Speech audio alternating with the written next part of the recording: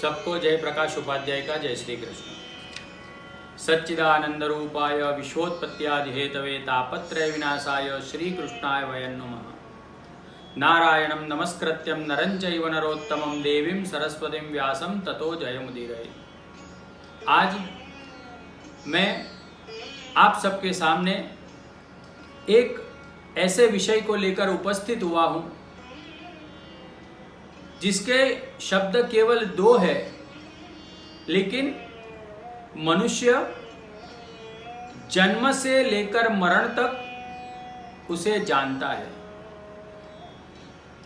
उसके जीवन के प्रत्येक क्षण में, प्रत्येक अवस्था में उसको ये दो शब्द झेलने ही पड़ते हैं, सहन करने पड़ते हैं।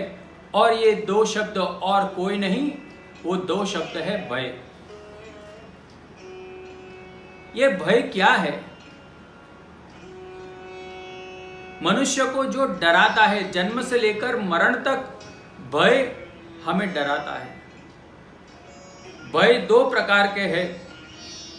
एक बाहर से हमें भय लगता है, दूसरा हमें अंदर से भय लगता है। बाहर का जो भय है वो ऐसा है कि कोई चोर हमारी कोई चीज चोरी नहीं कर ले, कोई हिंसक पशु हमें मार न डाले, कोई बीमारी से मैं मर न जाऊं, मेरा धन है, मेरा रुपया पैसा वो मेरे से दूर न हो जाए। इस प्रकार के जो डर है ये बाहरी डर है। कई बार बालपन से ज्यादा, बचपन से ज्यादा व्यक्ति को जैसे जैसे उसकी उम्र बढ़ती है वैसे वैसे उसका भय बढ़ने लगता है। आप जरा सोचिए, जब हम सब बालक थे तब हमें किसी भी प्रकार का भय नहीं था, लेकिन जैसे जैसे हमारी उम्र बढ़ती गई, बालक से युवान हुए, युवान से जब वृद्धावस्था आती है, मनुष्य को उसका जो भय है ना वो ज्यादा डराने लगता है। बालक जो होता है ना उसको किसी भी प्रकार का भय नहीं होता है, क्योंकि उसकी 100% 100% शरणागति अपने माता पिता की तरफ होती है। वो अपने माता पिता के आश्रय में ही रहता है। लेकिन जैसे जैसे हमारी उम्र बढ़ती है, हमें बाहरी ज्ञान मिलता है, हम डरने लगते हैं कि ये मेरा ज्ञान चला जाएगा, मैंने ये जो रुपया पैसा इकट्ठा किया है वो अगर मेरे से चला जाएगा, मेरी युवानी चली जाएगी, बुढ़ापे में मेरा क्या होगा, कोई बीमारी मुझे मार नहीं डालेगी, मेरे बच्चे बुढ़ापे में मेरे साथ रहेंगे। इस प्रकार से अनेक प्रकार के भय से व्यक्ति डरने लगता है और इसीलिए वो कर्म नहीं करता है, वो डरने लगता है। अगर हम ऐसा समझ ले कि ये सब चीज है ना वो हमारे साथ नहीं आने वाली है, ये सब नाशवंत है, तो हमारे मन में से, हमारे हृदय में से भय, डर निकल जाएगा। आप जरा सोचिए, संतों को कभी भय नहीं लगता है, क्योंकि वो परमात्मा के सिवा किसी और को अपना समझते ही नहीं है। हम, हमारे पत्नी है, पति है, पुत्र है, कन्या है, ये सबको हम हमारा समझते हैं, लेकिन इन सबके साथ तो हमारा ऋणानुबंध है। पूर्व जन्म का जैसे ही ऋणानुबंध खत्म होता है वो जीव अपने रास्ते चला जाता है। अगर ऐसा हम समझ लेना तो हमारे जीवन में से डर चला जाएगा।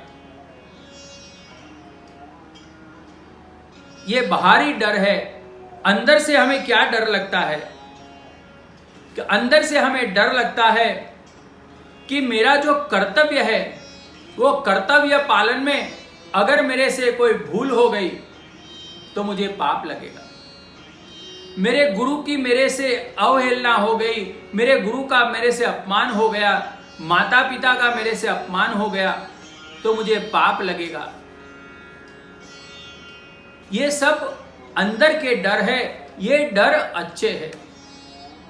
ये डर की वजह से मनुष्य अच्छे कर्म करने के लिए प्रेरित होता है। श्रीमद् भगवद गीता में जब महाभारत के युद्ध में दोनों कौरव और पांडव सेना के बीच में अर्जुन का रथ आता है, भगवान रथ खड़ा करते हैं, अर्जुन को भी डर लगता है। तब भगवान ने श्रीमद् भगवद गीता में 16वें अध्याय में बहुत बढ़िया बताया। 16वें अध्याय के पहले श्लोक का पहला अक्षर है, पहला शब्द है अभयम। जीवन में हमें कभी भी डरना नहीं चाहिए। व्यक्ति कब डरता है? जब उसने कोई गलत कर्म किए हैं तब वो डरता है। कर्म की बात आई, आज हम सब डरे हुए हैं, कोरोना जैसी महामारी से हम सब डरे हुए हैं, उसको हमने देखा नहीं फिर भी हम डरे हुए हैं।